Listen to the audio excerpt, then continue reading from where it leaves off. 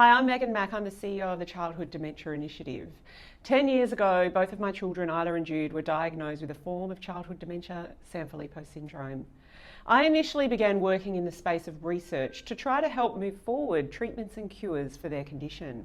But over the years that I worked in that space, I couldn't help but notice there were a number of different conditions with very similar presentations. Dementia in childhood. And all of these conditions were being researched in isolation, which meant that it was very inefficient and research was really slow and difficult. I also noticed a lot of families, just like mine, battling just as I was for the care and the support that their children so desperately needed. I started to think there's got to be a better way.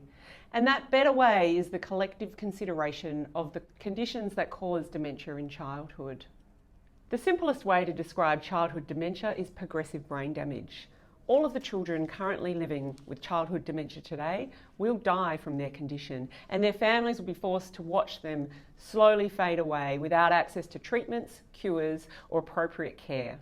Children with dementia often experience symptoms throughout their life which can include severe behavioural issues, sleep disorders, anxiety, fear, the loss of cognition, and of course the decline and loss of all function. From seeking a diagnosis through the care of their child right through to palliative care and bereavement, families tell us that the systems just don't understand their needs and don't meet those needs. This includes healthcare, disability, dementia care, and the education system. Since beginning our work in 2020, we're starting to see real progress here in Australia. Researchers are starting to collaborate, coming together and studying multiple conditions concurrently. Adult dementia services are starting to look at ways that they might expand their offering to include children with dementia and their families. And policymakers are increasingly interested in how they can incorporate children with dementia and their families into established policy.